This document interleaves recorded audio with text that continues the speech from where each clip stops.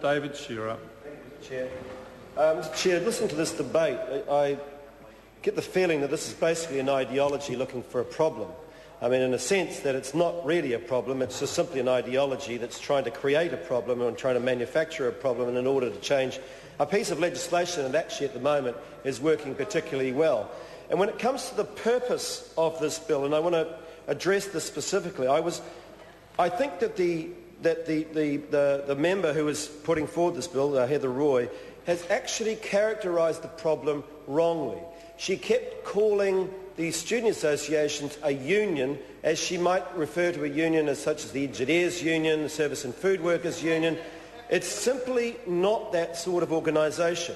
I don't think that it is not like that organisation. It's an association, and it has two basic fundamental roles. The first role, I think, is financial, and a number of earlier speakers have spoken to this. That if the finances are not paid, then the resources that students enjoy at the moment will not be available to them. That the services that they have at the moment will not be available to them. And and I think Ian Lees-Galloway brought up I think an interesting point, that there's in a sense a tipping point there, that if everybody contributes and you have a range of services, whether you use them or not, are available.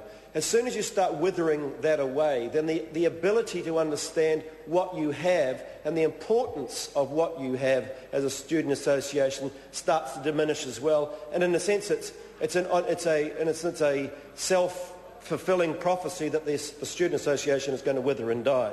And I think that's extremely important.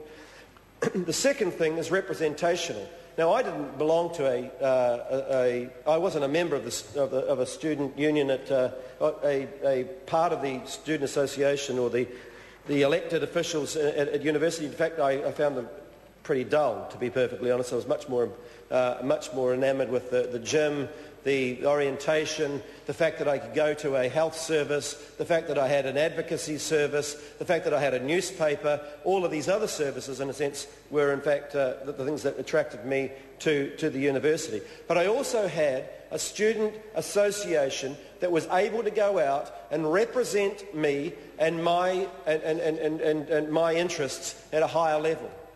I didn't necessarily always agree with them, but they nevertheless represented in a sense, the body of students that were there. And I think this comes to the crux of what the mistake that Heather Roy has in interpreting this piece of legislation under the purpose.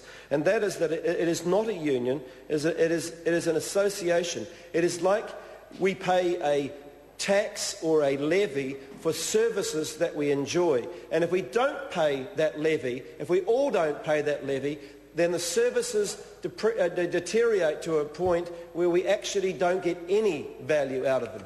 And as the example of the University of Waikato was brought up, where you have a $700,000 budget going down to a $3,000 budget, the $3,000 budget can provide absolutely an insignificant degree of service that nobody understands that it is valuable, and therefore students, of course, won't opt to contribute to it any further. So the conceptualisation of this is completely wrong. But I come back to the point that even if I'm generous and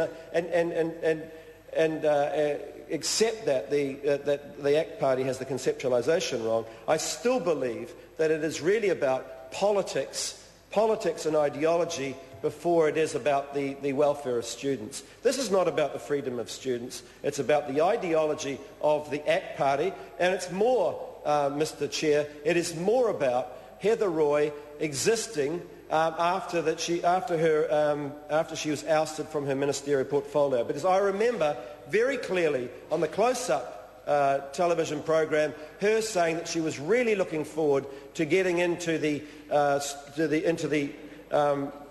particular bill because that was the end of her life as a minister.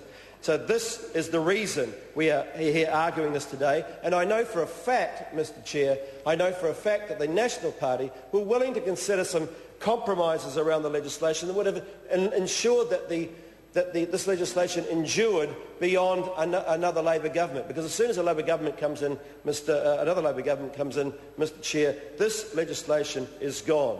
This is a piece of ideology. It's a piece of politics. It is looking for an issue, a problem, which simply is not there, is simply not in existence, and as a result of that, the losers, the real losers in this, will be students who will lose their student association and will lose their ability to have an advocacy. I call Sandra Gardy. I move that the question be now put.